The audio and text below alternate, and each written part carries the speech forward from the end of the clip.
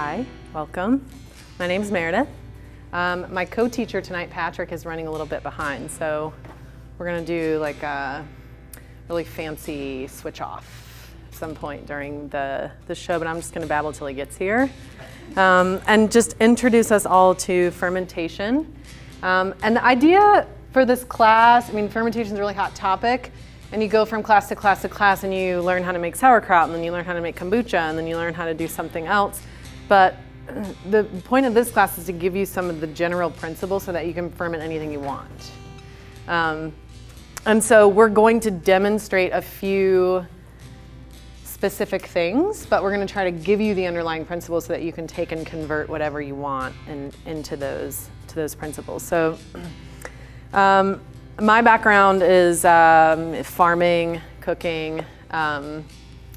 Properly, I'm a butcher and I do a lot of meat fermentation, but I am obsessed with all kinds of fermentation. So I have a lot of experience and a lot of success and failure in vegetable ferments, dairy ferments, as well as beverages. So I'm going to be talking to you about veggie ferments first, then we'll move on into condiments. We'll talk about, hi, welcome, come on in.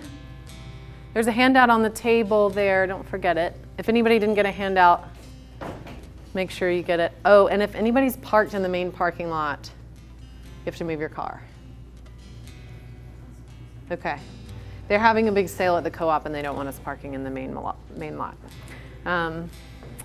Okay, so we're doing veggie ferments. We're gonna move into condiments. We're gonna talk about beverages, and then we'll segue into Patrick. I'll talk about yogurt for a second, and then he's going to come in and do other dairy ferments. He's going to do kefir, he's going to do sourdough, and hopefully I have enough time to make a little sourdough pancake, and you get to sample some kraut and take home a kombucha SCOBY if you don't already have one. I would love to cut a piece of my many-headed monster off for you.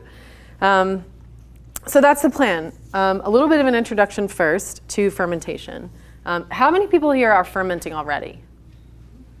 Oh, good. So like a quarter of us. How many people have never tried fermenting anything? Awesome. Good. Okay. So what is fermentation? It's a metabolic process. It's done by bacteria, and it's taking sugars.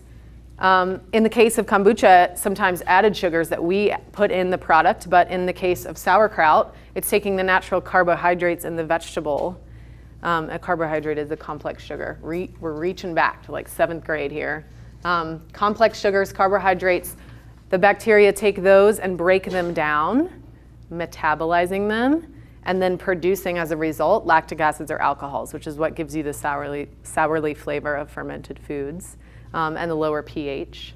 And so what you may not realize is that many things that you consume on a regular basis are fermented. Coffee is fermented, chocolate is fermented. You know, obviously yogurt you buy at the store. Lots of milk products, some grains are pre-fermented, and meats as well. And it's an ancient practice that has been going on for a long time for food preservation as well as nutritional benefit, and as well as flavor, right? We wouldn't get the flavor that we have in chocolate if we weren't fermenting cacao beans first. So, and so it's a process controlled by a bunch of different microorganisms. In the case of kefir, which we'll see later, that group in kefir grains, the group of, and this is really awesome, the group of microorganisms in a kefir grain is probably one of the most biodiverse things in food anywhere that you can have. So that's a good thing to know. Like, even if you don't like kefir, you should just try to like it because it's going to be really good for your body. And the reason that fermentation has become so popular is not only because it's colorful and beautiful and tasty, but also we're learning more and more how much we depend on the microorganisms that live within our bodies in order to digest our food, in order to extract nutrients from our food, in order to maintain immune health. And so it's said that we're all walking around carrying around like a 3 to 5 pound load of just like bacteria and other microorganisms, which is pretty awesome. And there are over 100 trillion of them in your body. So the microorganisms in your gut and your intestines and on your eyeballs and your teeth and your tongue outnumber your own cells 100 to 1. And so that's just really cool. Like, if you were thinking that like it was about you, then you're wrong. So yeah, I'm a bit of a geek about bacteria and tend to believe that we're just vectors for them to do whatever they're doing. So it's really important to keep the community that lives within us healthy. And we're learning, the more we learn about this, that what we eat is directly informing the population, the types of bacteria that live in our body. And so we could go into that more. But at the end of the day, I think what's important to understand is that the more diverse our diet, the more diverse our gut flora, right? And so diversity of diet is promoting more health. And so, yeah, the primary bacteria that we'll be talking about and looking at is lactobacilli. And there are a bunch of other ones involved, but for the most part, when we're talking about this type of fermentation, it's lactobacillus for the win. And it's a facultative anaerobic bacteria, which means that it's doing its work without oxygen. And yeah, it's doing that great metabolism. And so what they're doing to the food, preserving its nutrients, pre-digesting some things like phytic acid, if you guys have heard of that on like beans, oxalic acid like in quinoa, some vitamins it's helping to extract from food that maybe if you just ate that food in its non-fermented state, you wouldn't be able to extract them otherwise. Hello, welcome. Be sure to get a handout on the table. There's a lot of antioxidant properties. We're removing some toxins with the action of fermentation, and it's changing the flavor and the color and the odor, obviously, of the food. So, with that said, yeah. Does that mean then that you have to create an anaerobic environment? In other words, I do wine, so I use the bubblers on. Is that what you need to do? Yes, basically, but you don't necessarily have to have fancy equipment, if that's where you're going with it. Yeah. What environment? Yeah, we'll talk about it. Let's go. Let's do this. All right. So what you will need, let's talk about equipment really fast. You'll need vessels. So you can use crocks, you can use buckets, you can use jars. I tend to use jars. You can use intestines, right? In the case of fermenting meats, they're stuffed into intestines. So any vessel will do. And you ideally want a kitchen scale. I didn't bring a mine because I'm in the process of moving and I'm losing my mind. So I don't have it. But you'll want one that will weigh in grams as well as ounces, just a digital scale that will go up to hopefully at least 5 pounds, hopefully more than that. Because in order to take the principles that we teach you and take them and get creative, we're going to be working with ratios, which means that you're going to adjust by weight and be able to develop whatever result you want. So scale is important. You want weights. This can be a boiled rock. It can be a shot glass shoved into the jar. And the reason for that is to push everything down into the jar. We'll talk about why. It's part of the anaerobic environment that we were talking about. You need lids for your jars. You're going to need salt. Salt is what draws water via the processes of osmosis and diffusion, going back again to 7th grade science, out of the vegetables. And I use sea salt. Don't use iodized salt because it will kill the microbes. And if you're using water, try not to use overly chlorinated water because it will also kill the microbes. So the point is we want a living thing, right? We want something that's alive. You need a cutting board, you need mixing bowls, sharp knife. This is not a sharp knife, but you ideally want a sharp knife. Organic, clean vegetables or other things to start with, hopefully. And then we'll talk a little bit about whey. In a minute, I didn't bring any with me, because why? I don't know why I didn't bring any with me. It's optional in the case of most fermentation, but we'll go into it. So, a couple ways to do this. One way is to just create a brine, and what that does is it's creating an anaerobic environment for the lactobacilli. So I'm going to make some kraut really fast. We're going to take this and we're going to run with it. So this is cabbage I got at the farmer's market. Ideally, the fresher the better because it's going to have more moisture in it. I'm in favor of a wild fermentation, which was popularized by Sandor Katz. If you guys haven't read his books, you should definitely do that. And Wild Fermentation itself, the book, is about this big. It's very easy to get lost in. And it's a great way to gather recipes and get started on a lot of these principles if you haven't fermented before. But what that is I'm going to take this cabbage, I'm going to salt it basically, and I'm going to punch it, and I'm going to squeeze it, and I'm going to get all of the salt, and my crunching will pull the juices out of the cabbage, and I'll be creating my own brine. Is everybody familiar with the word brine and what that is? It's a solution of salt and water, sometimes sugar, but in this case, like, it's very, very simplest form is salt and water. If I'm working with something that's not very juicy, then I may create a brine with salt and water, dissolve the salt in the water on the stovetop, cool that brine, and then pour it over what I'm fermenting.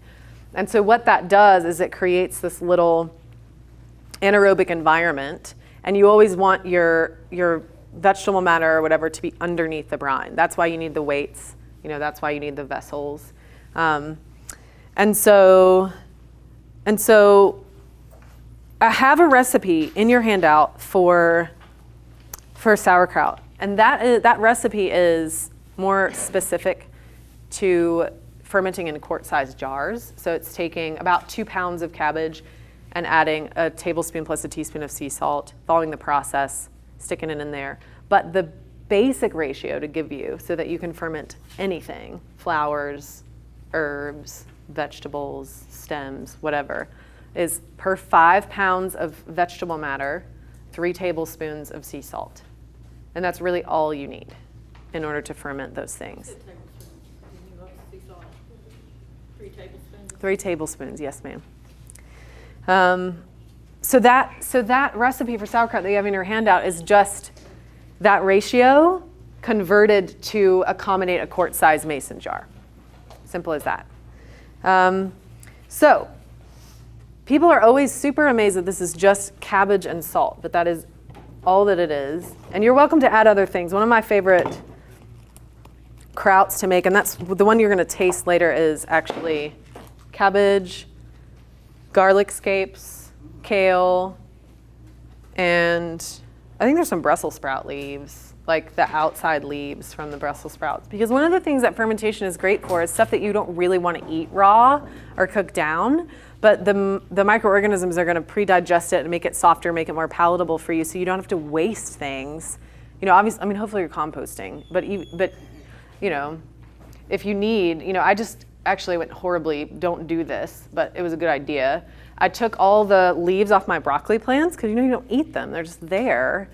And they're so woody. I was like, I'll ferment these and see what happens. And I opened it today and it was awful. And my son was like, why does it smell like somebody tooted in this house? And I was like, oh, well, it was the fermentation gone wrong. They were just bitter. They were bitter, and it could possibly be done, but I did salt and a little bit of garlic, and it just was not good. So all I'm doing is chopping up this cabbage, and how fine you chop it is totally up to you. It's how you like it to be. I like my kraut to be a little bit substantial. I don't like it to be all puny. So I cut into kind of big, and I might do variations, like some of it will be finer, some of it will be coarser. And I'll put it in the bowl and pretend like I have a scale under this. So I'm weighing it until I've got 5 pounds or 2 pounds or whatever my recipe, if I'm following the recipe. It'll be 2 pounds, if not 5 pounds. And then once I get 5 pounds in there, I'm just gonna add my sea salt, and it's a real precise tablespoon. And then all I'm gonna do is just get in there and work it. So all I'm doing is just trying to get this cabbage to release its juices. It's a great way to work out your aggression. Just punch it, squeeze it. Like apple or carrot? Totally. Yes, you can ferment anything. We did a workshop last year, and we put all this stuff up on the counter, and people came, and in the class they made their own ferment. We had people fermenting like flowers and anything they could find, just throwing it in the jar. So this, I mean, for purposes of a simple demo, this is just cabbage. But you can add anything you want. There's something to be said for a really simple kraut, you know, but I do like combo ferments a lot. Another thing I do is ferment entire plants. So like I'll take radishes and chop up the leaves as well as the radishes themselves and ferment those. And those are amazing in egg rolls. If you make your own egg rolls, just, you know, put some garlic and the whole radish plant chopped up in a jar, ferment that for like a week. It doesn't take long. It gets pretty strong. And then if you eat meat, like a little bit of ground pork, just plain ground pork, mixed with the radishes, oh man, that is a great egg roll.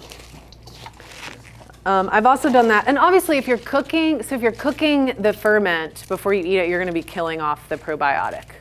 But sometimes it's just about flavor, right? Sometimes we eat because it tastes good. So I do that. Sometimes if I've had a lot of kimchi that I can't eat, I just throw it in egg rolls and fry it up. It's delicious and very quick. So you can you see how moist and... So at this point, I think I'm good enough to pack this into a jar. And I have a specific jar here. It's called a Fido jar. You all use these? These are awesome. So they have this little gasket to keep the air out. So I'm going to be less concerned in this jar about weighing everything down because I'm creating the environment with the amazingness of the jar.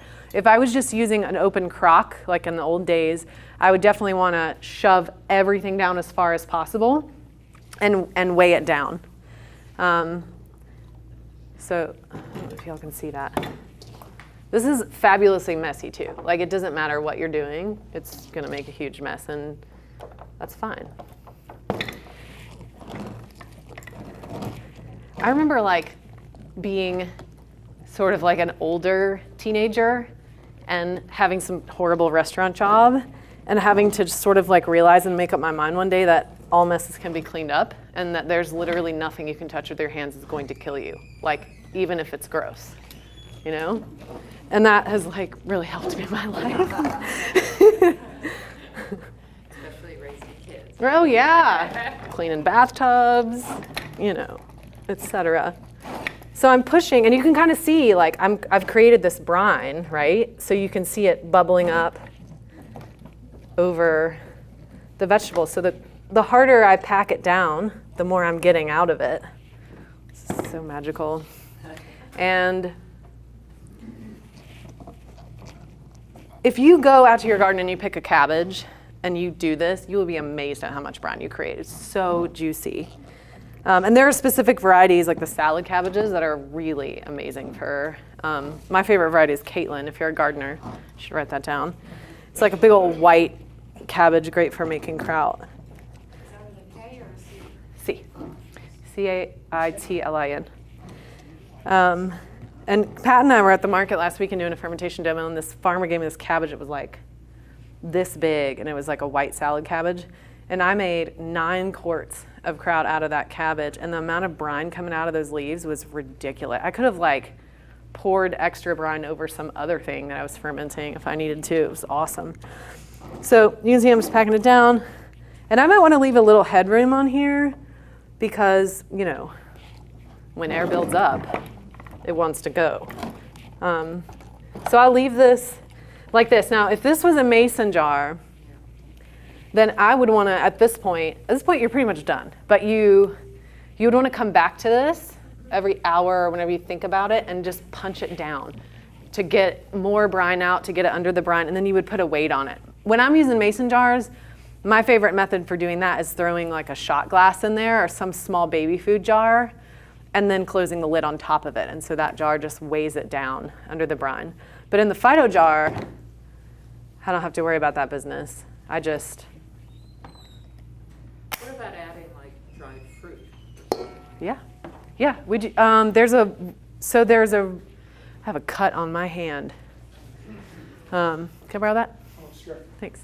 Yeah, that was, whew, that hurt.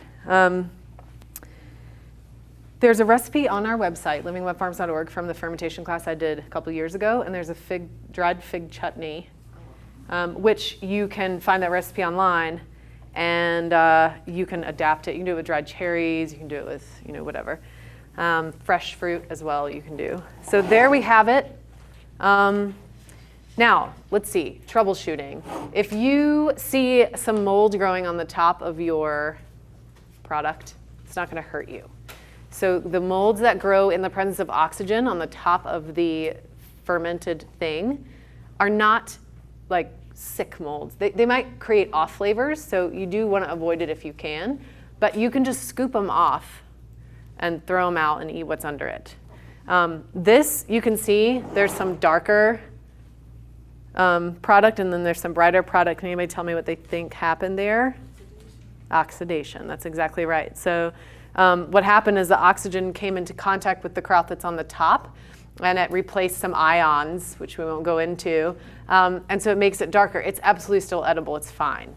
But the stuff that's further down is going to be brighter. So this is one of the drawbacks of the phyto jar, is that if you're not keeping a close watch on it and mixing it around a good bit, then you're going to get oxidation on the top. And if you're like working in a restaurant or something, you want it to look brighter than that. So just keep that in mind. The weight that you would put into the jar, do you want it to be a tight fit between the top of the vegetable and the lid? Well, if it has something in it, so something that people use for weights a lot in the industry, in the restaurant industry, is like they'll get a Ziploc bag and fill it with brine, and then put it in the jar with the brined vegetables, and then it can have space between it and the top because it's got enough weight in and of itself. With the shot glass, I do like it to be tight because I'm not necessarily putting anything inside of it. It's harder. It's harder with a mason jar, like home style, small ferments. You can't get something that's really that heavy, so you want a tight fit for the weight. If you're using crocks or buckets, you can take like a dinner plate and just put it that fits inside the crock and just put it down on top of it. And then maybe get another mason jar and fill it with water. It's sticking on top of the plate. Yeah, did you have a question? About mold. I'm using a little crock. It has the weight, and on top of it, it's just white stuff growing. Is that mold? It is mold, and it's not gonna hurt you. It's probably a penicillium strain, and that is actually kind of a good thing. It's an aggressive mold that's going to outcompete other molds that are going to produce off flavors. It's probably the same white mold that you see on the outside of salami casings that's put there intentionally when fermenting meats in order to avoid the black molds or the yellow molds or some of the other stuff that's coming. Now, in a kraut or something that you're making, you probably don't want to just eat it. So I would like skim it off, throw it out, and then just dig down and eat up. And in terms of like safety, the things that are gonna get you aren't gonna happen in this environment. So we're really referring to botulism, right? When we're talking about like preserved, canned, or sealed items that don't have oxygen in them. But the thing about botulism is it will not like sporify or won't be dangerous to you in low acid environments. So because of the lactobacilli creating the lactic acids and the alcohols, we've got a high acid, did I say low acid? My bad. A high acid environment in here, which means that botulism is not a concern. So yeah, if you smell it and it doesn't smell good, don't eat it. You can, I opened the broccoli today and was like, ugh, that's not gonna taste good. Like, I smelled it and I knew it wasn't dangerous, but I knew it wasn't gonna be good. I ate it anyway, and then I was like, But in general, I think like trust your nose is one of the best things that you can do. You're not gonna eat something that you don't feel good about. Yeah. So if you do use a crock, you're gonna have to somehow transfer it to a jar. Mm-hmm. And so when you transfer it to the jar, you just use the same brine that you had before? Oh yeah, that good funky brine. It's gonna be kind of hard to keep all the mold out. Oh, totally. Yeah. So Yeah, well, okay, so pretend you have some penicillium, like up on the top, and oops, it gets down in the brine. It's gonna die, because if it goes down under, it's gonna be in an anaerobic environment, and that's an aerobic mold. So, see what I'm saying? So it's like, yeah, you're not really playing with fire or anything there. So when you put it in, I'm sorry, but anyway, when you put it into the refrigerator, are you gonna need it to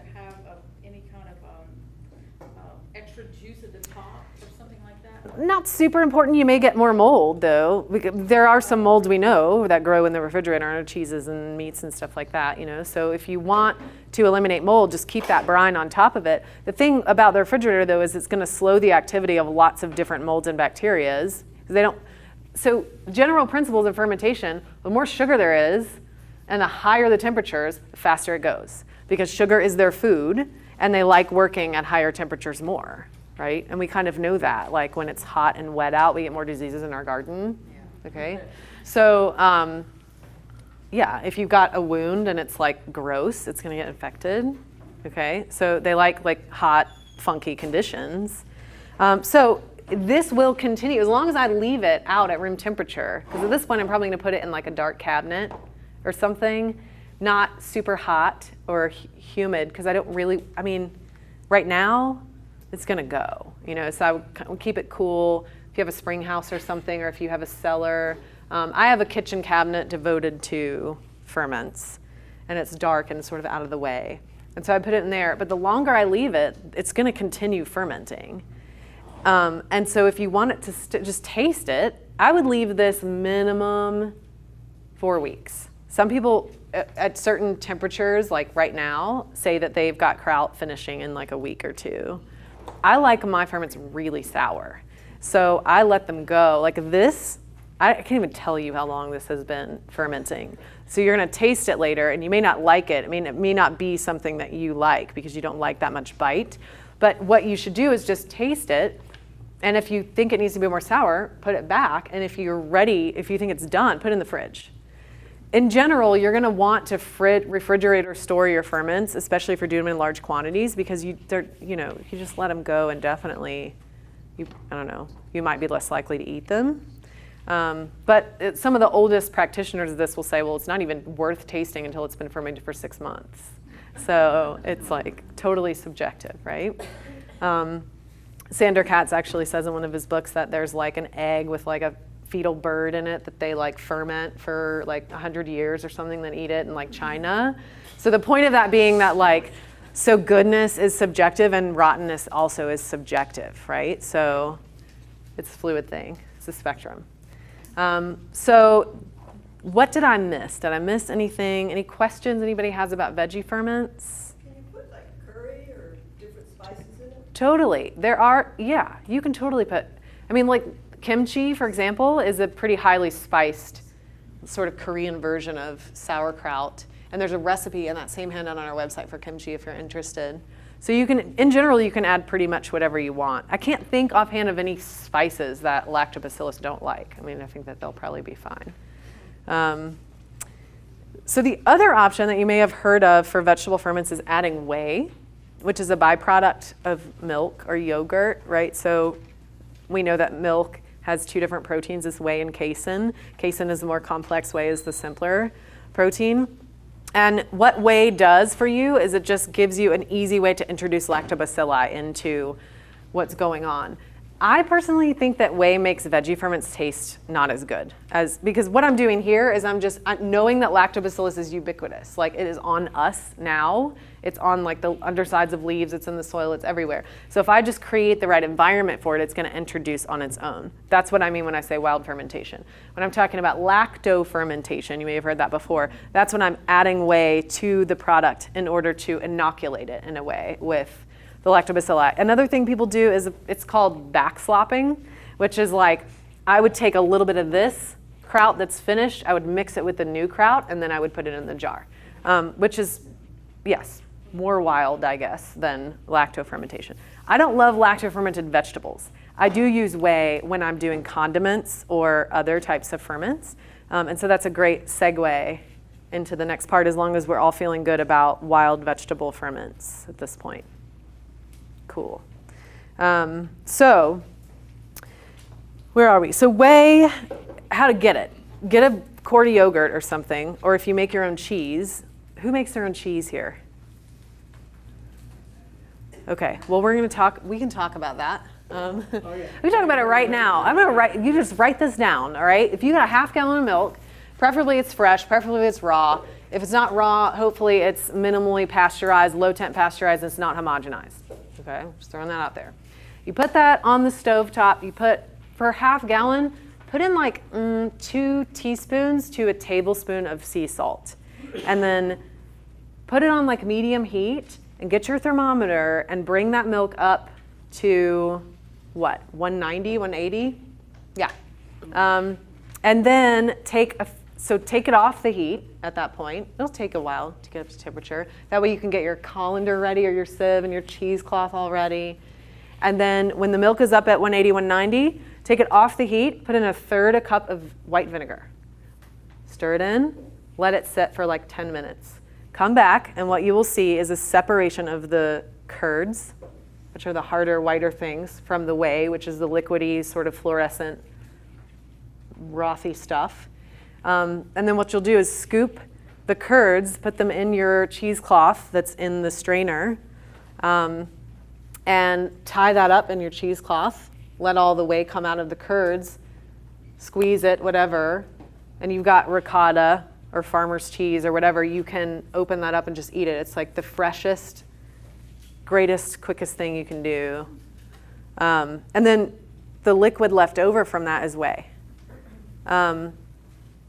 A better way to get whey is to get some yogurt or something and turn it upside down over top of like a sieve or colander overnight with a bowl under it, and just let all the whey strain out of it. And then what you have left over is yogurt cheese or whatever. Mix it with herbs, put it in lasagna, whatever you want to do with it. And then the whey in the bowl, keep it in a jar in your fridge. It keeps for about, I would say it's active for maybe a little bit under a month before you want to replace it.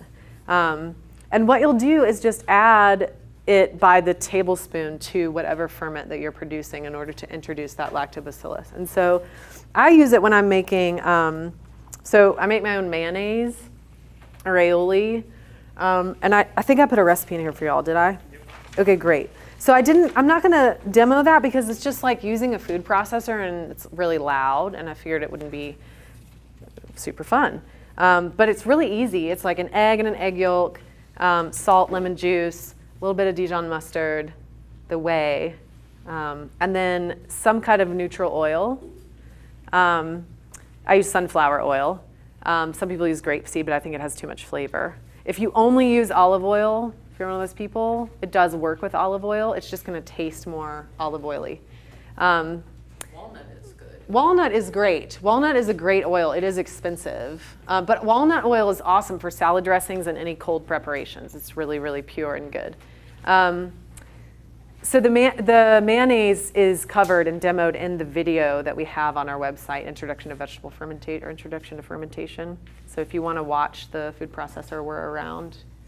You can watch that. And the key to making any emulsification like that is just adding the oil really, really, really, really, really, really, really, really, really slow. And then you can make vinaigrettes, you can make mayonnaise, aiolis, blah, blah, blah. But the thing is about the whey, and this is so cool, if you make mayonnaise, you don't have to add the whey. And you can just make it and put it in your fridge, and you're like, oh wow, I feel so great about myself. But if you add a tablespoon of whey to the mayonnaise as it's going around, and then you take it and put it in a jar, and then you leave it on the countertop overnight or like a day, not only are you gonna have a thicker mayonnaise that impresses your friends more, but it's also gonna keep longer in the fridge. So because it's fermented, it's preserved in some way. So it's just a great thing to do. Similarly, I think there's a recipe in here for fermented salsa, and there's nothing special about that salsa. I mean, it is my salsa recipe, and I think it's really good, but you can take your salsa recipe and you can put 4 tablespoons or whatever I think is in the recipe into that, sit it out on the counter for 1, 2, however many days until it tastes, if you don't want it to be super different or fermenty, just leave it for a little bit. Leave it like overnight or for a day. And you're gonna get a salsa that lasts longer, and it's gonna have a different, deeper, better flavor to it. People will be like, what did you do to this salsa? And it's just fermentation. And how many of you have like chopped tomatoes, put them in a salad, and then realize like, oh, the company came like a day later and the salad tasted a little, like the tomatoes tasted a little fermented? And like, that's not a bad thing. It's not typically what we consider like, what I wanted for my tomato salad, but all that was is lactobacillus introducing and fermenting that product a little bit. The other times I use whey is when I'm making like chutneys. So if I want to fermented chutneys are amazing. If you don't make them, I mean, chutneys anyway are great, but if you just ferment them a little bit, they're so amazing. And so I use whey to do that. And I think the fig chutney recipe that's in the video or online, it's like figs and cloves and orange peel and a little bit of hot pepper and some other stuff. And then it just has whey and it's super delicious. I guess the only other thing I would say about all this is if you don't have enough liquid to create the anaerobic environment, you just add it. So in the salsa recipe in here, you'll notice that I'm putting whey in, but I'm also just adding some water to make sure that we have enough liquid to create the fermentation, environment. We did a dinner at the farm. This is a great example. And we took bok choy stems and we rolled them all around in smoked paprika and salt. And then we packed them down into jars and then we boiled a brine, right? I think we did 3 tablespoons of sea salt per quart of water. I think it's in your handout. And you can play with that. You can play with that ratio, or you can look up online what different people recommend for just a standard brine.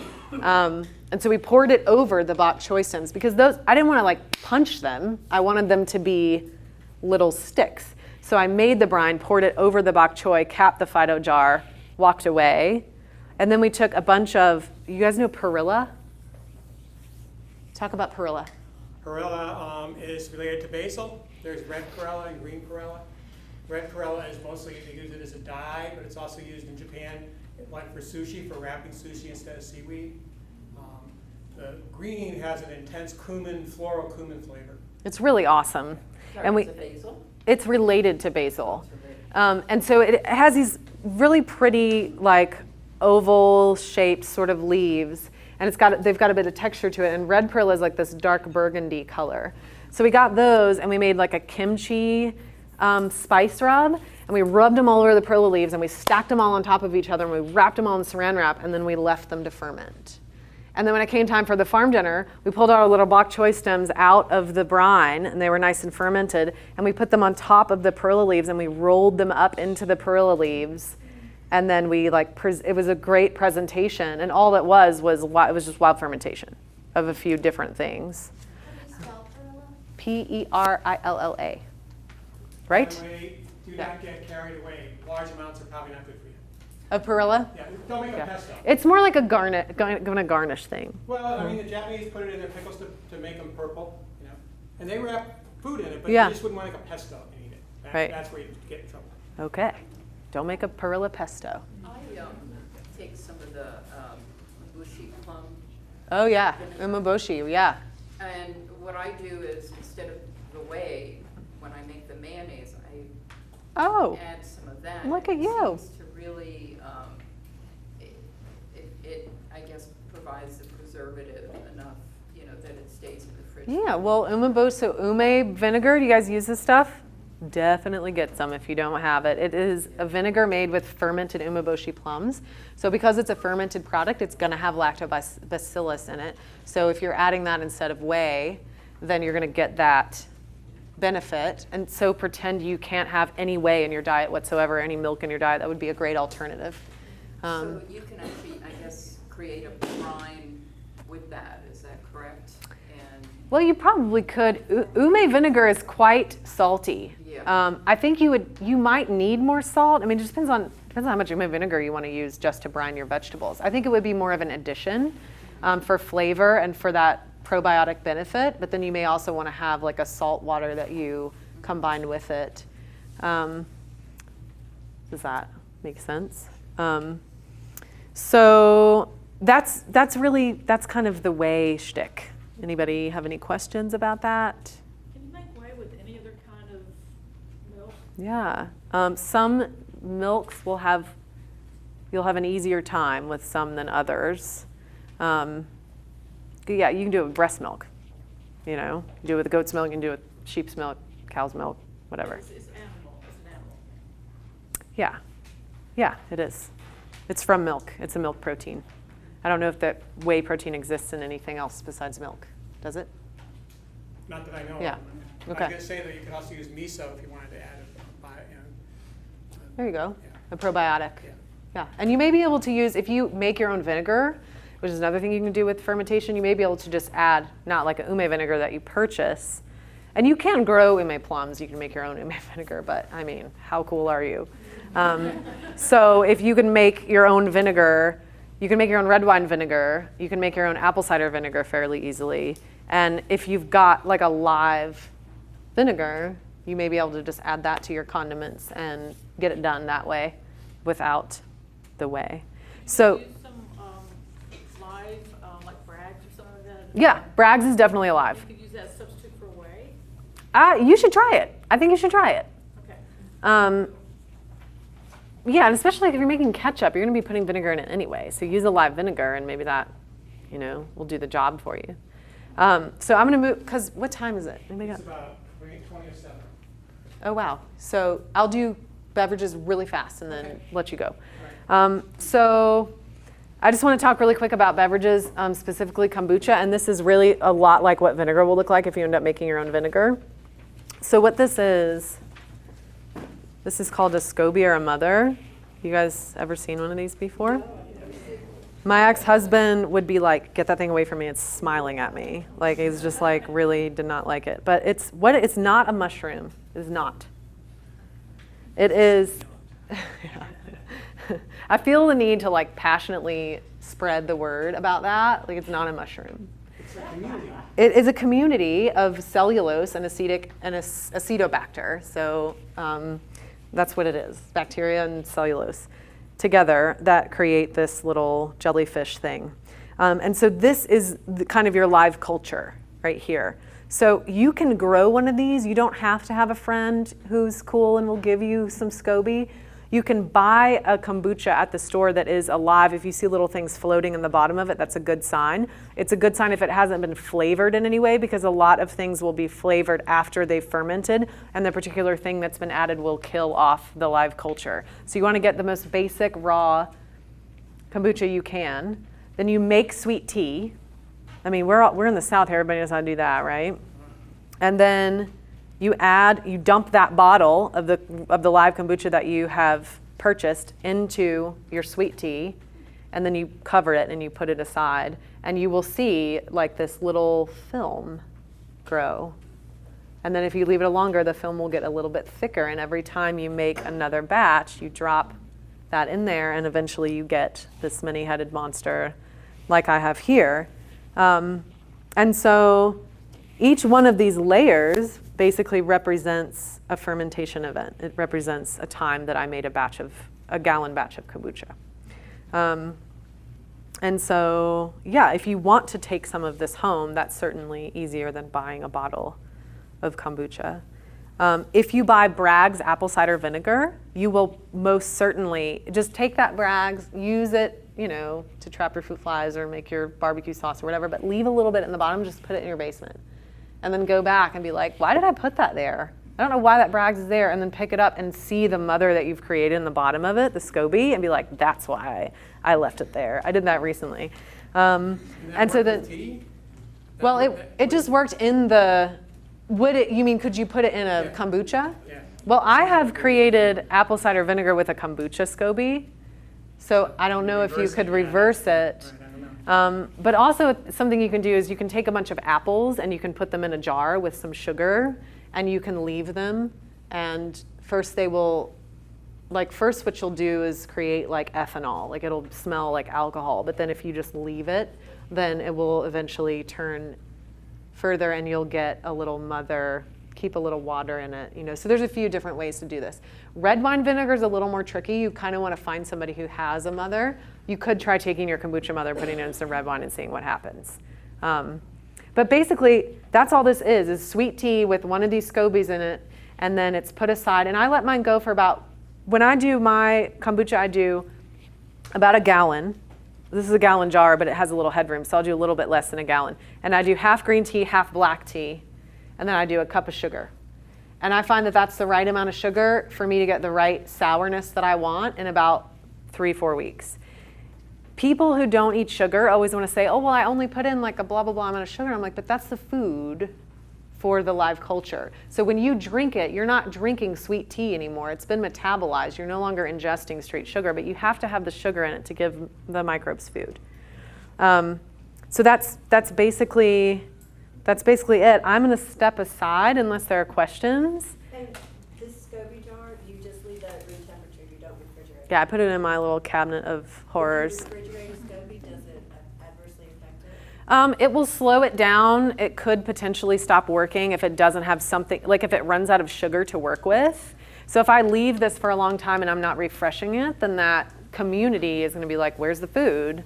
You know, if it metabolizes through, and that's true of anything live. A sourdough starter, which we'll talk about with kefir, you've got to keep feeding it. They're fairly voracious feeders. And so you always want to have, I think when you're making a new batch, in addition to having that mother or SCOBY in there, you always want to have just a touch of the last batch of kombucha in there. So you have you've got a good inoculation. Other questions? Yeah, could you make your own apple cider vinegar with the mother that formed at the bottom of the jar of apple cider vinegar? Totally. With apple juice? Yeah, you'd want it to be unpasteurized, ideally. Yeah. So if you get raw apple cider in the fall around here, you can get it some places, or even just unfiltered is better. And you put that mother in it, you can make apple cider vinegar. Pretty easy. So you think even if it's pasteurized, if you have unfiltered, you might be able to do it? I think it might take a little bit longer, but assuming that mother in the bottom of your brags is nice and alive, then the other cultures that you need are going to introduce if you leave it in the right environment. You know what I mean? And put them together. I'll get out of your way. Pat's going to talk about some other dairy. Oh, quickly, I put in a recipe for yogurt. And so we talked about cheese a little bit, but it's kind of the same. It's like the way I do it, so easy. I get my crock pot and I put it on the counter. I don't plug it in, I don't turn it on. And I boil some water and I pour it into the crock pot and then I walk away. And then I put my milk on and I bring it up to 150 degrees. And then I take it off and I've got my pint jars with a little bit of yogurt from my last batch in the bottom of them to inoculate. And I pour my milk into those jars. After it cools. It has to cool to 115, 110. So I'll take it off the heat, let it cool. The water's also cooling that I poured into the crock pot. I want that at 115, 110. And so when everything's the right temperature, I pour my milk into the jars with the yogurt in the bottom, cap it. If my water's not at the right temperature, I wrap them in a towel so that they can stay nice and warm. And then when the water's down to temperature, I just drop the jars down into the crock pot of water so that the entire jar is covered. Then I put the lid on the crock pot, never turning it on, wrap a towel around the whole thing, and go to bed. When I wake up in the morning, pull the jars out, and you have beautiful plain yogurt that you've made. Very easy. And then you can flavor it afterwards, vanilla, honey, maple, whatever, for the little kids, if you need to. Or the bigger ones. So Pat's going to keep going on dairy ferments, right? And talk us about sourdough bread. Water kefir. And I will be cutting up. Can I just get a quick show of hands of who wants some kombucha SCOBY? Because I don't want to. 2, 3, 4, 5. 5. Okay, that's easy enough. Did I get you? Do it again, sorry. 1, 2, 3, 4, 6. 6. All right. Okay. I was delayed by typical traffic between Asheville and Hendersonville. And then a train, I took the route down Sweeten Creek and caught the train. So it's just one of those days. And it's too bad because in here is an all sourdough raised bread. And had I not been delayed, I think it would have been nicely rounded. It's still raised pretty well. You know, there was about, when it finished mixing and then it flattened out before it started rising, about that high in the pan. Now it's about that high. But you can make a sourdough bread with no yeast, 100% sourdough.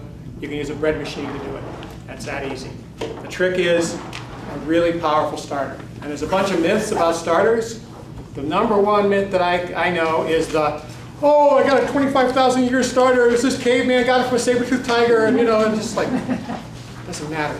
That starter is nothing like what it was when that saber-toothed tiger almost took that man out trying to get that starter.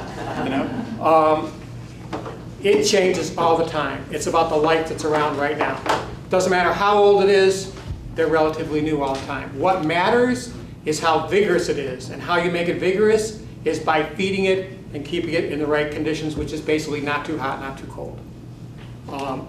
Okay, another trick, and by the way, Meredith, it's real important that you get this piece, because I talked about at the demo we just did on Saturday on fermentation, how the best starters are made with like low gluten flours and with, did you manage to print the handout I sent? Yeah, it's Great, on there. great, okay, great. So, and using potato water or pasta water or bean water because it's high starch, because you want to favor the microbes that like starch, not the ones that like protein. If you get the ones that like protein, they eat all the gluten and the bread goes flat and gets very sour. That's probably the #1 mistake I think people make. They're like, oh, it had a starter, and then my bread was like a brick. And it's because the flour was too high gluten. No. No? See, that's what I make great starters with high gluten flour. It's just better with low. The mistake they made was not feeding it. Not feeding it, okay. But it's an insurance policy to use low, you know? Okay. But if you feed it, it doesn't matter. Okay. Because then you'll still favor the starch eaters. They get going first, you know? But if you're a little late and you have a lot of protein in there, then you might get a domination of the protein eaters. You could eventually take a teeny bit of that starter, go back and start again, and be good. So that's why I wanted to make sure you caught that, because I thought I was I missing got it. it, you Yeah. schooled me. Yeah, Thank right, you. yeah. It's the most important part is the feeding cycle. And the feeding cycle should be a small amount of starter, and I start with maybe, I'll pass this around so you can see what it looks like. This is a young starter, pretty ready to go. Pass it around pretty quick. Just take a look, take a smell, keep going. Small bubbles, and eventually it'll start getting more like bigger bubbles. You know it's too old if there's lots and lots of little tiny bubbles and froth. Time to go back and start again. That starter's over the hill, you'll have pretty flat bread. Okay? All right. So then I use 1/3 of a cup of flour, 1/4 cup of water. And most bakers would agree the classic, very best flour for starters is rye. But another myth. I have people go, I have a white starter. I got a rye starter. You can't use the rye starter for the white flour. Well, those microbes won't figure it out. They'll figure it out. They'll figure it out really fast, you know? And that happens with all kinds of things. Like, oh, I have a black tea SCOBY. You know, it's like, I got told, you got a black tea SCOBY, you can't make green tea. I made it, you know? All the time I get told I have to use sugar, I can't use honey. I always use honey. It always works, you know? They just need Food, Just eat like food. us. I mean, we don't just eat one food, right? Microbes are not that limited, you know? Well, can I just add that? Yeah, most certainly can. Can I add that the atmosphere of our Earth is held in a complete balance, like for you to breathe fresh air that doesn't have too much nitrogen or volatile gases in it because of microbes. So, and nobody knows why, like why. Maybe they're just keeping us alive so they can live in our bodies, who knows? But the point being that these organisms are way more highly evolved than we are. So they don't care if it's I want rye, to they use don't it, care so if keep it's it honey. moving. Right, they're gonna find their way. Sorry, soapbox, go ahead. Yeah, when I say quick, I mean quick. I got to get that in there. We got to move on. You know, so take a quick look at smell and pass it on. Okay, have you ever made gluten-free sourdough bread? I make gluten-free sourdough bread. Thank God I don't have to. It's a royal pain in the butt, and we're not going to try and cover that here. I'd be glad to jam with you after the class. Okay. But it's way too complex. Everybody got to look, see, smell? Okay. So then I got 1/3 of a cup of flour, 1/4 cup of water. And by the way, this is a recipe to make you comfortable. I don't measure any starters when I'm doing it at home. If it's going to be a while before I can feed them, I add more flour and slow it down. You know? But this is a recipe that you can use. It's reliable. It's a good texture. There are other recipes that say to make it into a dough. Then it's called a chef. But you know, as long as you have some moisture, some food, and the right temperature, you're going to have a good starter. Okay, and this starter here was one that I bought downstairs, $12.99 for a package of starter. I knew I was spending a lot of money that I didn't need to. But I wanted you to be able to look in. If you smell it, it smells a little bit like buttermilk. There's a wild lactobacillus in it. And it's a nice starter. It's a San Francisco starter. They have a rye starter down there. It's just like, I think that's bogus, but whatever. You know? But I bought that so I could compare it because my other starter is made from some grapes I bought downstairs. I bought some grape, organic, got to be organic, right? Use organic flour, stay away from anything that's not organic when you're doing starters, right? I smashed up the grapes, stirred flour into it, just like a handful of grapes, right? Waited till I saw bubbles. I always start all my starters in glass so I can watch the activity, right? As soon as I saw bubbles, I stirred some more low gluten flour, and if I had pasta water, I would use it, but I didn't, so I didn't stir it in. What I want from a starter, and we'll watch this now, I wanted to make it very first. It won't get as big as I want, but it wants to double in volume within an hour and a half to 2 hours. Don't make bread if your starter can't double with the volume within an hour and a half to 2 hours. So I started with just a little bit of starter and a little bit of flour and water, right? And then I feed this several times. Every time I feed it, it gets stronger and stronger. You feed it once it's doubled. Don't let it get past, because then you're weak and you got to go back and start over again. But if you catch it at its peak and you feed it, within 3 or 4 feedings, it'll be doubling within, an hour, hour and a half. That will make a great bread, even in a bread machine. If you take like 4 hours, 5 hours to get it up there, it's not strong enough to make good bread. Okay. Just flour to feed it, or water as well? Well, yeah, you use the same recipe every time. So it'd be 1/3 cup of flour, 1/4 cup of water. Same recipe every time till you're confident, then you just jam on it. I'd have to wash more utensils if I measured, so I don't. Look at it and do it. Okay. I'm hoping this one will be over the hill. It's so over the hill it's done. Oh, well, too bad. I want to let you know also about starters that you could take a great starter, look at it and say, that's so great, but it's the beginning of summer. I know I'm going to kill it in the back of the fridge. It's going to be a science experiment. I'll never get back to it, right? When it's at its peak, when it's doubling in bulk really well, take a tray, spread it super thin, and let it dry. When it's dried up to where you can flake it off, take those flakes, put them in a container, a glass container I like, so you don't get all kinds of flavors in there and stuff, seal it really tight, throw it in the freezer. I have a starter, I didn't bring it because there are too many starters here, but I have a starter I started so I could tell you about it for this class that had been sitting in my freezer since the John C. Campbell class I taught in 2013. It was cranking within a day and a half, double in bulk, just about trying to burst out of the jar. That's the way to preserve a starter if you can't stay on top of it, which I never can this time of year. I always kill my starters. All these starters, they're doomed. They're doomed. They might make it for a week or two, but I'm just going to lose it. It's just not what's happening this time of year. Okay, so, anything else I want to tell you about starters? Can I ask one question? Yes. Sorry. Yeah. How many things do you need Dixie cups for? How many different? I'm going to have a tasting of about 4 drinks. But they can use the same cup, right? Yeah, it's the same cup. I got lots more, by the way. Okay, awesome. Piles more. Okay, Yeah. apologies for Yeah, there's like hundreds of them. Okay. Yeah. No need to, we're not going to skimp on these again. Also, the bread may not be ready in time. You may not be able to slice it, it may be so hot. It'll be finished baking, but it's kind of hard to slice super hot bread.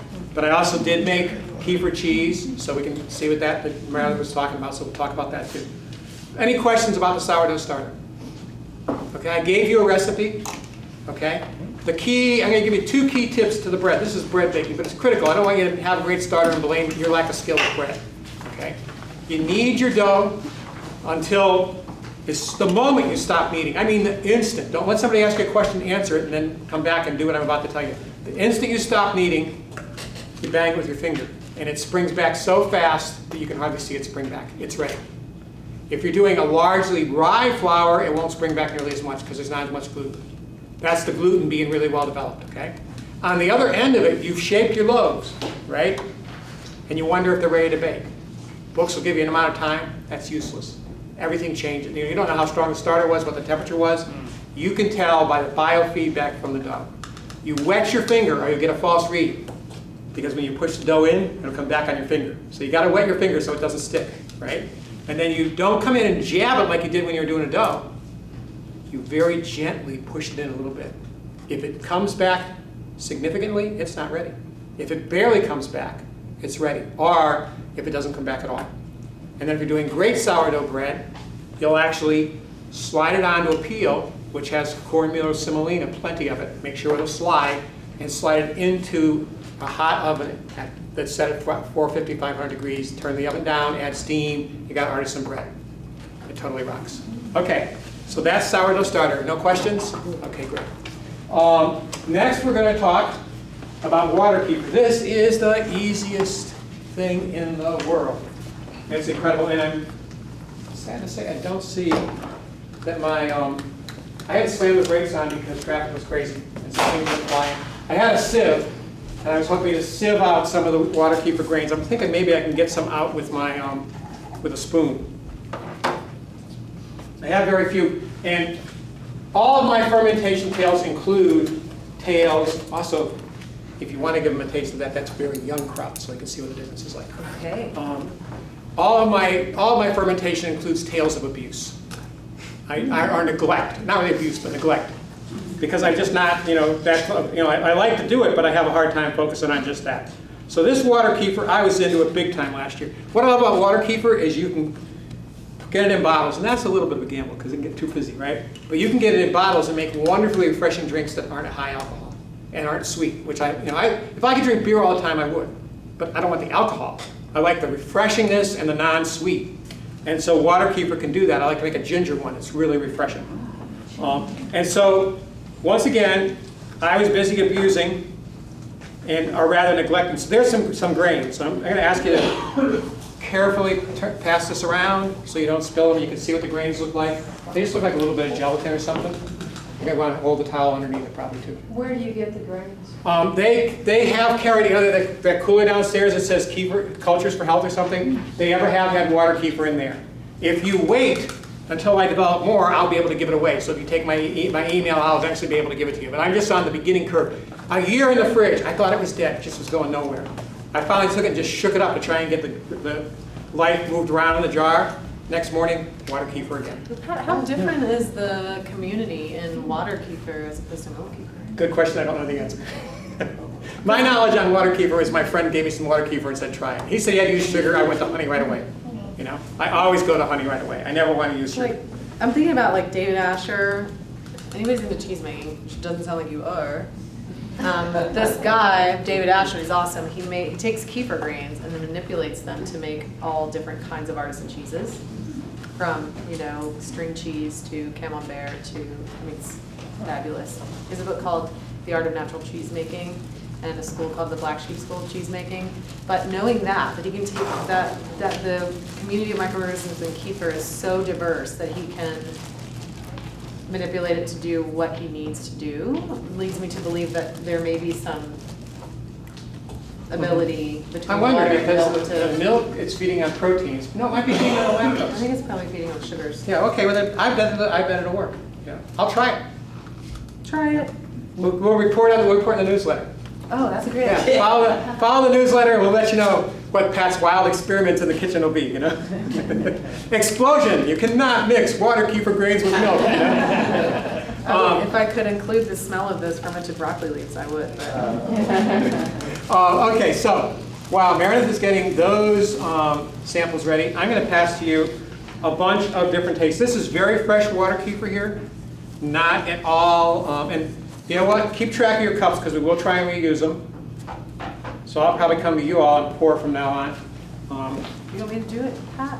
Well, I just have this is all I'm talking about is this. So Okay. So okay, while I'm talking about it, I'm going to give you the recipe for the water kefir, which you have written down, but I'll talk about. No, you get to keep that. I know, I'm Oh, you're okay. All right. that's fine. vicariously gonna enjoy it. All right, that's fine. What you could do is pour. Yeah, you could pour it. That's a good idea. I'll talk better if I don't have to do something. Okay. Diane can tell you that. Anyway, so that's very mild, right? Yeah. It's a probiotic, though, good for you, right? Once you've had that, we're now going to take you to water kefir that was made last week. Everybody's seen it? Seen the exciting kefir? That can go in the jar that she's pouring there. Well, see. And we'll get to see the grains when we pour that all off, because we use that all off probably. All right. Then while she's pouring that, I'm going to come around and bring you to the pop. Yes. Water kefir that was made last week and then bottled so that it is a little effervescent. It is not going to be still very flavorful because I didn't do anything to flavor it. But we'll get to that. Do you add trace minerals? Pardon? Do you add trace minerals? Do I add what? Trace minerals? No, I do not. I haven't gotten that far. I'm not that advanced. I do, well, in the water kefir, yes, I do. Thank you for asking that question. I would get to that anyways. How I do that is by adding molasses. That's part of the recipe. Not a lot. For about a half gallon, probably. Want me just to pass the cups around? Yeah, sure, that's great. It's about a teaspoon of water kefir. Well, if you'll pass the cups along, I'll just hand them to you, okay? We'll just pass them down the line, okay? Maybe I don't know. I'm not sure what system's better, to tell you the truth. Distribution is not my skill. If everybody already has their cup, then you just have to go and pour it into their cup. Yeah, there you go. Pass the cups along and I'll pour. I'll be the, there we go. So we'll just go with 2 cups. She's going to have one kind, this will be the other kind. Okay. So this is same thing a little bit. Do you notice the difference, the effervescence? I don't really have enough Yes. of these, Pat. Is there another jar of this? No, just go lighter. Just split it. You know, it's less. You know, it's just it's a pretty boring taste, anyways. It's just to give them an idea of the progression. You know. Makes you really want to try this one. Yeah, I'm not selling that one. I'm not a big fan on young water kefir that hasn't been made effervescent. It's good for you though. It's probiotic. Okay, so the recipe that I use, and once again I don't measure because I'd have to watch the things. I use between 1/3 and 2/3 of a cup of honey per half gallon of water. So it's not a lot. And then I use someplace between a half teaspoon and a tablespoon of molasses. It depends on how heavy-handed I am that day. It'll be darker the more molasses you use. How much honey did you? Between 1/3 and 2/3 of a cup. Per half gallon? Yep. And to make it easy to dissolve, I heat the water up.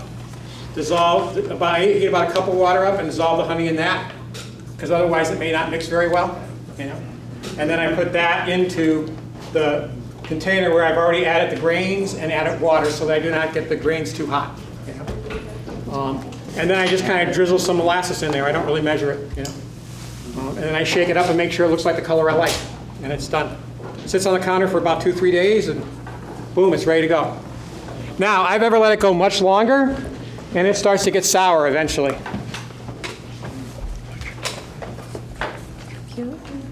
So, my favorite thing to do is to flavor it with a fruit juice or ginger. Ginger really I like a lot. It satisfies me most closely to beer, you know. It's like the sharp kind of flavor, you know. And so, actually I've recently got the brilliant idea that I might try putting hops in it, dry hopping some water kefir, you know. I don't like a non-alcohol beer at all because the flavor drops off, but water kefir might carry. You never know. So I should have one more jar. Yeah, right here. Of the effervescent. And then what I might actually do is get somebody else. Can I get somebody else to be a pourer for the I can do it, Pat. okay, the ginger and so this one's got even a little more fizz.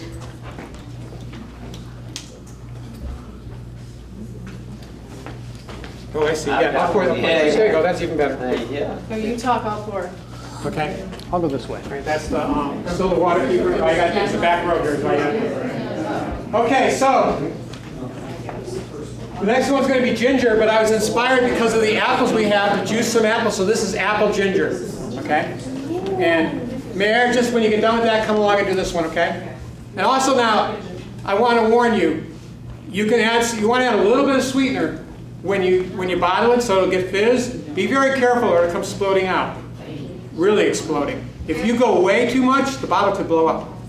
So be very, start with less and learn it. And you may also want to open it over a sink or a bowl. And make sure that it's not going to come pouring out. This one isn't. So that's the apple and ginger water kefir. What is very small amount? I mean, Very small amount to, like that kind of bottle, would be like a half a teaspoon. half a teaspoon. Half a teaspoon. It's just, you're priming it. You're getting enough more sugar to work that it charges with carbon dioxide. That's all you're doing, I've ever just taken some frozen blueberries and crushed them up and thrown them in there, and that did it. You know? Meredith thought that was pretty bland, actually. Which one? The blueberry one. Pretty subtle, you said, I think, right? I did say subtle. I did use a positive adjective. Right, yeah. But I knew what she meant, Apple ginger. As we go on, so that's water kefir. Any questions about how to make water? Oh, one more thing about water kefir. This, by the way, this has got the grains in it. You can see there aren't very many, and yet it still works, right? These grains, I would pour this into a sieve and rinse them before I started my next batch. If I wasn't going to use it right away, instead of putting it in the fridge like this with no food, I'd make a new batch of honey water and stick it in the fridge. And it would last a long, long time because it'd be working very slowly. Are the kefir grains the mushy looking, The, more clear the looking things, the things you saw on the spoon. Okay, well, I saw more than one thing. On the spoon, you saw some particles from the stuff, but the clear stuff. Okay, the clear stuff. The clear stuff is the grains, yeah. Otherwise, it's particles from the honey or ginger or a number of things, you know. I haven't, nowadays I've learned to strain the ginger out and not to do it with the grains in there, but I didn't always do that. So there's still some residual, you know, stuff floating around in there. Okay, so you don't need to add anything to get a fermented probiotic drink. I've got two examples here. The one was totally serendipitous. I went away for a few days and left a half bottle of cherry juice on the counter. Came back, I have effervescent cherry juice. Very nice. You can have a taste of that. I purposely, hopefully this is it. Looks like I rubbed it off a little bit. I purposely, I'll just taste it and that's how I'll tell you. No mysteries. No, that doesn't sound like it, that's for sure. I purposely took some apple juice. No, that's more water kefir. That's water kefir with a little bit of ginger and getting sour. There should be one more bottle here. Maybe it didn't make it, but you all know what it is anyways. It's not very important. I'll check the bag while I talk about it. I took some apple juice from our apple tree and let it ferment. And it took no time at all for it to be, you know, just a few hours. Not a few hours, I mean a half a day, let's say. And it was ready to go. And I seem to have left that at home. But you'll get to taste the fermented apple juice with the ginger. Sauerkraut. So that's it with water kefir. So someplace between 1/3 and 2/3 of a cup of honey or sugar. By the way, if you don't care about using honey, you don't have to, right? By the way, there are some trace minerals, of course, in the honey too. Use enough warm water if you're using, I get it to about 120, 130 to dissolve that, you know. But that's totally, I'm giving you that figure if you're like, if you need to have every detail. Hot enough, water hot enough to dissolve the honey, that's all. Once it's dissolved, add it to your jar, which already has your water and your granules in it, and then add some molasses, and that's your water kefir. Close it up and you got it. Then flavor it afterwards. Use a bottle that seals if you want that effervescence. Okay? Any questions, comments? Y'all pretty much agree that it's all pretty boring until you get to the ginger apple one? Yeah. Ginger apple one's pretty good, right? You can add, I've done it with orange, I've done it with all, you name the flavoring, you can put some of that cherry juice in it and it would be delicious that way too. You know? So it can be any of those. Okay, then the next one we're going to look at is cheese, kefir cheese. Well, I guess we'll talk about kefir first. So Meredith talked a little bit about making yogurt. Kefir's even easier. You can do it at room temperature. Okay, that makes it even easier. The thing that's a little bit hard about it is you have to get the kefir grains back out if you want to be able to keep doing it. Okay, so here's kefir. Here's the mode for getting the grains back out. And indeed, I will then, once I pour this, I'll take it home and I'll make another batch of kefir cheese. So I say to use a clean, densely woven cloth to pour it through. Cheesecloth is really kind of a pain because it's not very, you have to use many layers to get it to do a very good job. But what I'm using right here is already inoculated with last time's cheese because I pulled the cheese out just in time to come here. So we're just going to take this, flip it to where it's the cheese side facing down again. Y'all like that sauerkraut? Yeah. Nobody didn't like it? All right, I'm going to come around and spin some newer kraut into your cup, if that's okay, so you can taste the difference. This was like, because I want to be able to keep it for a long time, make it once and have it for a long time, I let it ferment for 2 days. How long did you say you ferment yours, Mayor? What? How long do you ferment yours? I mean, usually I pull it after about 4 or 6 weeks, but Yeah. this one's been going a long time. Yeah, whereas this is like, went in the fridge at 2.5 days or something like that. Now it was a little warm, it was in the 80s in the house, so it went a little faster. So okay, here's the kefir. The kefir grains float, so they'll be towards the top. But I'm going to pour it in here and then let it settle, it'll be easier to find them. So you pour it through that. That's going to now drain down, get all the way down there that Mayor was talking about. And I brought this on purpose because when I'm done, this container would be fine when I get home. I take a spoon and I put it across this. I have some of the cloth hanging over. I tie a knot. I tie it around the spoon, let it hang there, cover it well so fruit flies don't get in it, which they really want to this time of year, and let it drain overnight or a day even. the stuff that you're going to get the taste drained for a solid day, so it was really pretty hard and dry. You know? And that's the way you control fermentation. If you're using pasteurized milk and you let it clabber or sour naturally, you don't want to eat it. It's just gag you, you know, terrible. If you have raw milk, and I can show you an example of that, because I have some pet food, which spoiled, quote quote, spoiled in my fridge, but it doesn't spoil if it's, you know, this, of course, I wouldn't give it to you to eat, but if anyone wants to take a sample home to give to their pet, they'll be welcome to take a sample home. You know, so this is, you can pass it around and you can smell it, and I'll probably just put it in a cup because this is going to be a little drippy. I can tell right now. This was actually in my fridge for quite a while. Then I did this same kind of thing where I put it through a colander and let the bulk of the liquid drain out, and then tied the cloth up and hung it and let it drip for a day or two, right? Then I took it and made my own little homemade cheese press. So you can see I actually have like a little, you know, it actually has some shape to it, you know? So I took that, put it in a loaf pan, took 2 other loaf pans, stuck them on top, and filled it with water, and let it sit like that.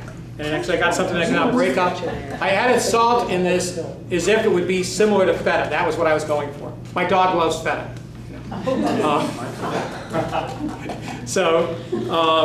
This is my homemade, so it's not feta really, believe me, but it's similar. What's great about this, what I want you to actually take a cup so you can smell it, is to get that you all know how horrendous pasteurized milk can be when it spoils, right? What's great is you see the difference if you're not using pasteurized milk, you know. So do you use a slotted spoon and then just get the grains out? At home I use my fingers, but you know, I wash my hands well, you know. But and here I meant to use a sieve, but I left that behind, so I'm going to try a spoon. I actually do have a slotted spoon here, if I can remember where it is, and I'll use that. Is it in here? Is it this wooden spoon? Yes, that's it. That's my slotted spoon. So we'll use this, and then later on we'll tie the cheese to it. So you don't have to smell it. We're just passing around. Yeah, you're right. I will give anybody that wants to a taste for their pet. Okay, perfect. At the other end of it, okay? It's going to be a little salty, by the way, because I was headed for feta.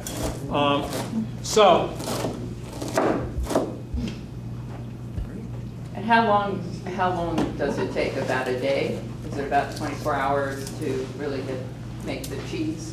Yeah, about 24 hours, though I've ever had, depending on temperature and how many kefir grains to how much milk, be a half a day. You know, Okay. That's all of this, right, Mayor, is never about, you cannot use a clock. Anybody that gives you a book that tells you times on how to do this, you might as well buy the Brooklyn Bridge. It's not about, you know, following somebody's directions. You have to use the biofeedback. You're working with a living organism, you're a living organism, you figure out where you meet and where both of you are happy, you know. That's my favorite thing, like, when people ask, well, how long did you cook that for? How long did you ferment that for? I say, until it's done. So I'm not going to try and get all the grains out of here because I want to cover a bunch of territory. So, but I've got 2 grains, which I'm now going to put in the cup. Separate them from the kefir. This kefir is also pet food, which I'll be glad to give anybody samples if they want to give to their pets at the end of it, too. Why are you saying for your pets? Because we can't legally use raw milk in the state, you know that for sure. Oh, okay. Right? But yeah, we're making a video for consumption for the world, you know? We are not. Is it bad? Is it rotten? No, our pets are much better off than us, in my personal opinion. Right. My favorite T-shirt is "The revolution will not be pasteurized." You're such a nerd.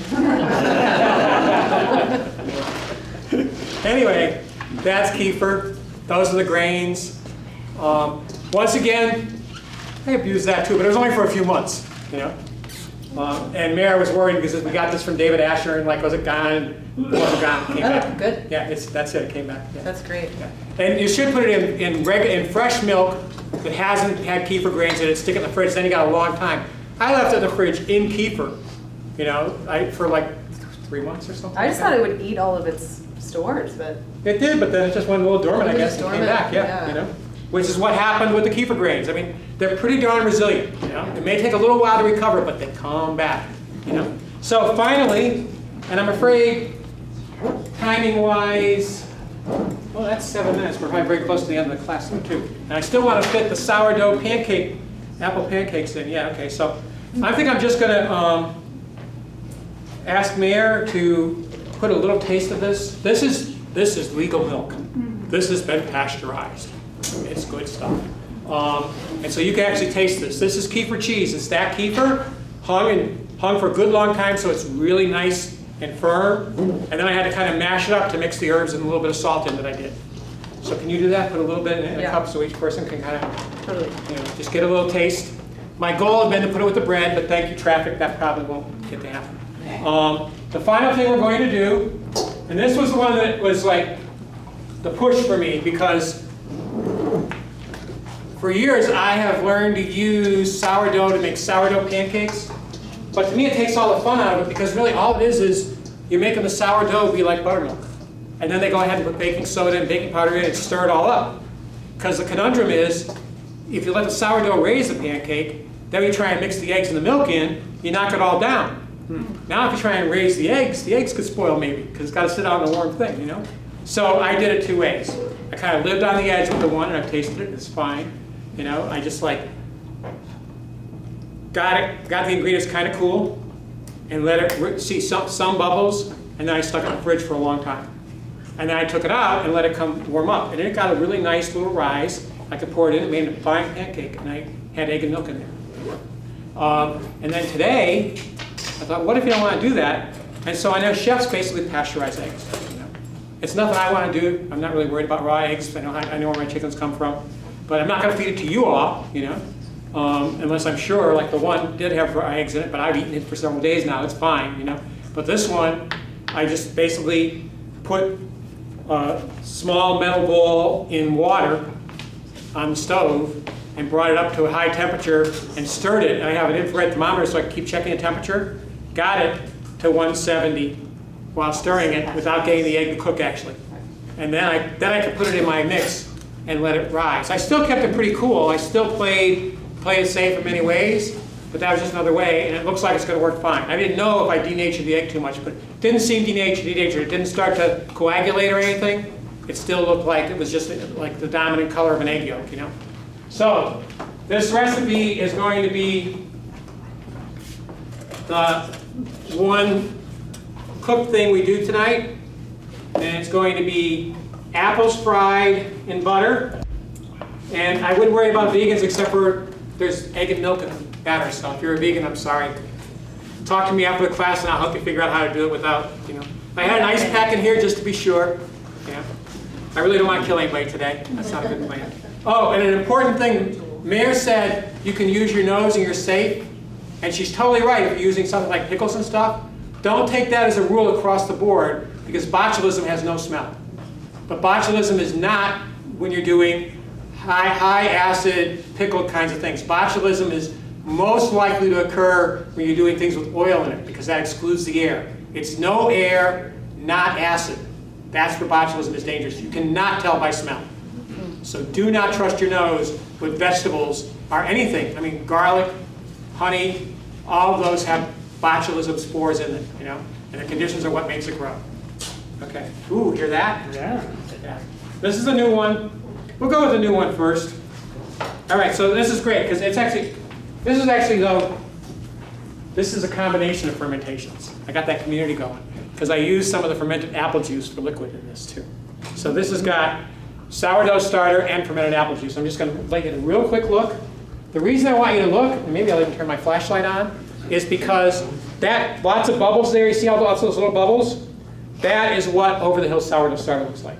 Now I don't think it's going to matter for this, because the high heat and we're just going for a pancake, I don't think it's going to matter at all. But it is a way for me to get to show that to you.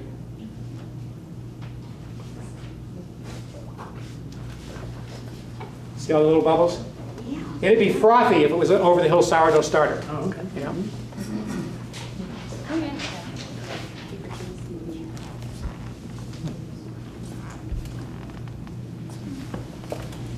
Cooks passing in the day. How's the kefir cheese?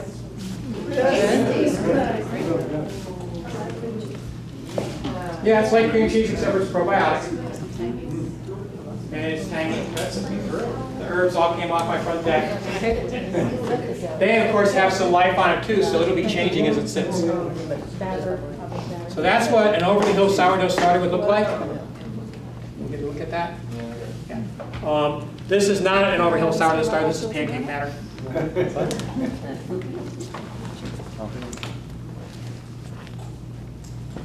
What's your website? livingwebfarms.org.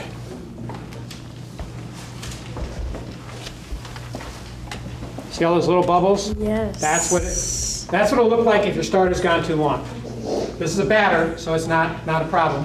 But if it was a starter, you would not use this. You'd go back and feed it and start over again. Yeah.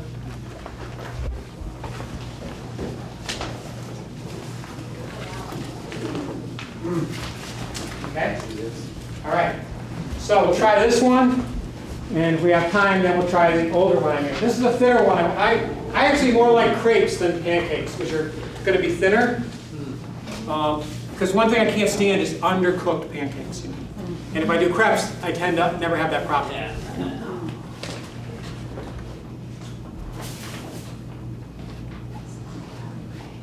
Meredith, how do we store the scopes? What do we do before we take it home or put it in? Well, I put it in a little cup for you with some kombucha and it's wrapped up, so you'll be able to get it home. Okay. And then all you're going to do is make some sweet tea and put it in a jar. And anytime you're making a beverage with a SCOBY, aim for wider rather than taller. It likes to spread out. So like a gallon pickle jar, or this is a gallon Fido with the lid mechanism removed.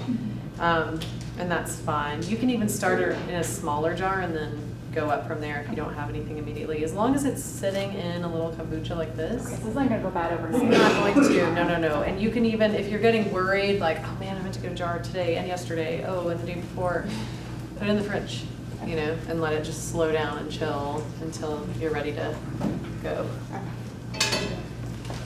So we have been using these very fancy, very expensive induction cookers, and they have continually frustrated it. So I took it home and used it for a week, so I would know it and know it would work. And when I bring it here, maybe because it's plugged into a longer cord, I can't get it to go over 210 degrees Fahrenheit. At the house, I can get it up to like 400. So it might take longer than I want it to cook, but we'll just slightly undercook the apples a little bit maybe. You'll have to imagine them cooked a little better. They should be caramelized, is how you would want it to have it be really good. And so basically I add butter, I add the apples, I cook them till they're soft. I add cinnamon, I pour the batter in, I cook it on each side, and then drizzle a drop of honey on it, and that's it. It's definitely a dessert item. I would more serve this for dessert than breakfast. To me, it's a fast dessert. You could, if you were trying to do a fancier one, you would cook the apples separate, pull them aside, make a crepe, take that out, maybe simmer the apples with a little bit of honey, and then pour, put the apples in the middle and then drizzle the apple crepe kind of honey stuff on top. And that'd be even fancier, We're gonna go fast here. Oh, that was this saying it was done. Mayor, could you use use the hot pads and pull this guy out? Take it around and show it to people. It made a decent loaf for not getting baked when it should have been. Otherwise, you're just showing it to people? Yeah. We could try and tip it out and see if we can cut it, but I think it's gonna be too hot to cut.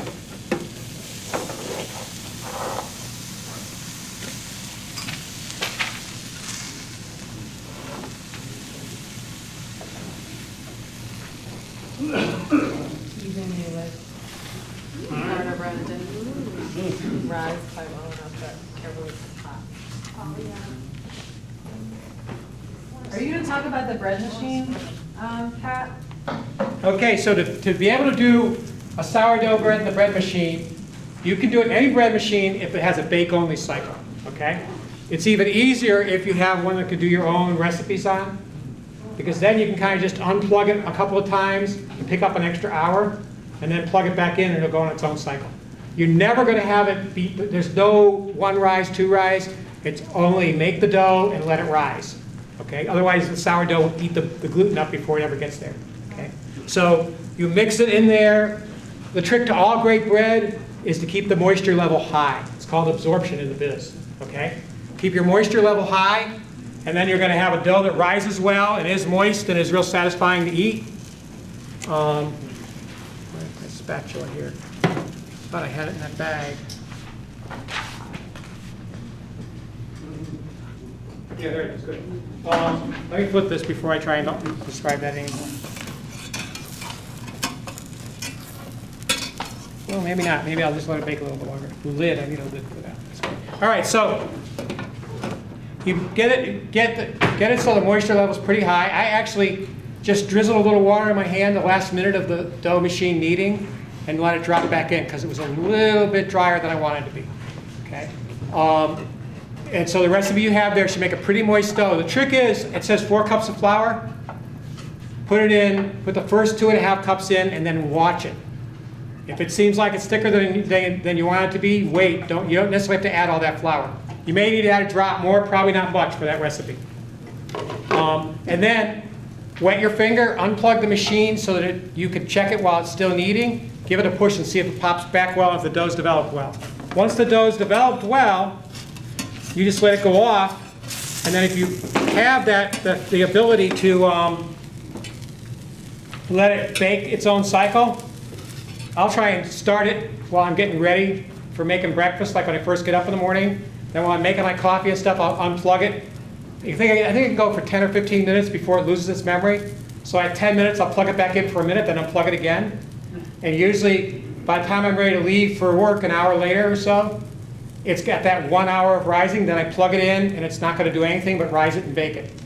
And the bread that I brought to the demo, which unfortunately is over the hill now, that's how that was made. And so that's the way you can use a bread machine, and no muss, no fuss. I love making bread, but this time of year, I don't make a lot of bread, It's just the wrong time of year. These pancakes, by the way, are made with 100% buckwheat flour. I'm a huge advocate of buckwheat flour for pancakes. I really don't like any other kind. It's just much richer flavor as far as I'm concerned. I almost think that this thing's lying to me about what temperature it is, because it's cooking way faster than 210. So who knows? But it looks like they're going to be done fine. It'll be a little dark, but we should all get a taste. Should be done in a minute. Ooh, I didn't use the cinnamon. That's too bad, but we'll sprinkle a little on top. It would have been better to put the cinnamon on the apples to kind of help it to caramelize, but it'll work this way. Or you can put a little bit of it in the honey. Okay, so this recipe was 2/3 of a cup of milk and egg, right? So I put the egg in first, then I add the milk until it's 2/3 of a cup. And then I use about a cup of flour, maybe a cup and a quarter. And that's the basic recipe. You could add vanilla if you wanted to. You could add vinegar. I mean, not vinegar, cinnamon. Vinegar would add, if you didn't have a sourdough starter, it would give you that fake buttermilk flavor. But we have sourdough starter in there. I added all of that to about a jar like this, which I'm going to guess is about 6 ounces or something of starter. So this is not a cup, but it's probably close to a cup. And that was added in. And I actually made my own buckwheat starter. That's another one. People say buckwheat, you can't grow sourdough starter on buckwheat. You sure can. And then it wasn't thin enough for what I wanted to do here. Wanted to cook this fast. So what I did then was add a little bit of the fermented apple juice.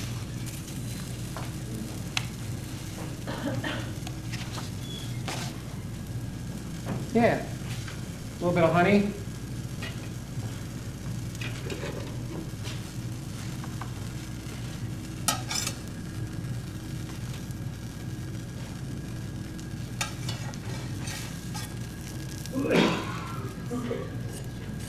Got a few spots that are a little darker, but that's okay.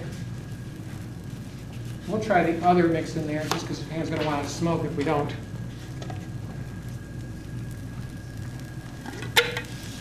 That one's going to be without the apple though, but not with the temperature, with the thermometer. I don't think we'll put that in the pancake. I had that in there because I was doing that whole food safety thing. I was watching it very carefully.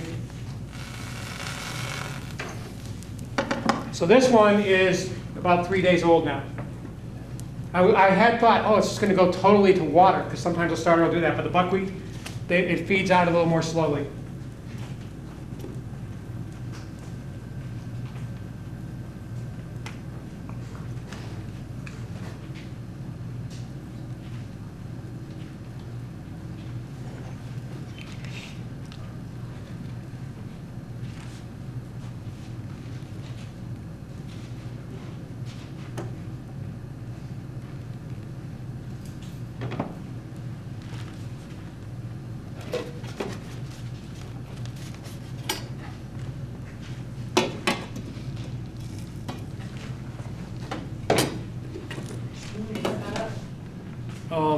if you'll watch this, okay, and if you get bubbles evenly across it, and then see if you can flip it. If you can't, I'll come back and flip it, okay? It's probably pretty close.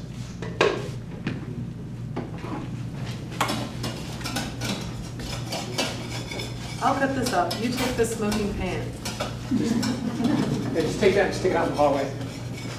Set off a fire alarm. I think it probably is too.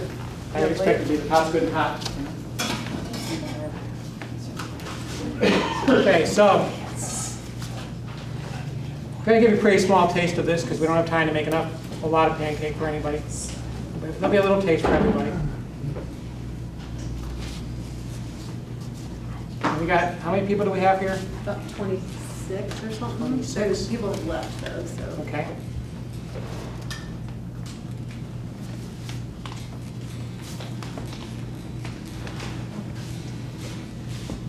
What is it?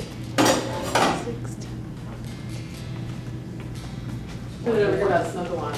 Yeah. That'll clear out. We've been there before, haven't we? Okay. I'm probably going to just let you take this and like grab it with your fingers and take a taste. Will that work for everybody? Absolutely. And then I'll just start another one up. Okay, so take a bite and pass it on. Okay.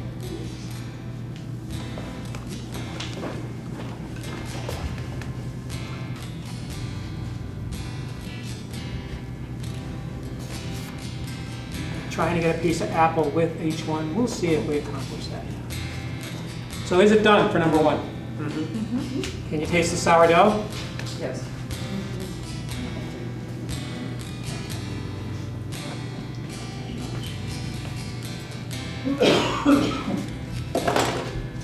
Okay, any questions about sourdough pancakes?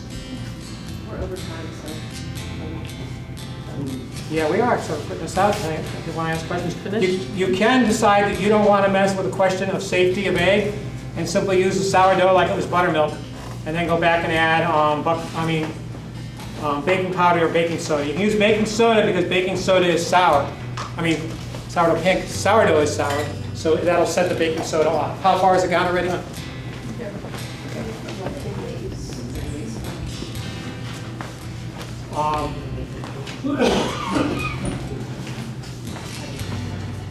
And if anybody wants to stick around afterwards, I'll see if I can cut into that sourdough bread. See if it's cooled down enough. Thank you for coming, everyone. Thank you.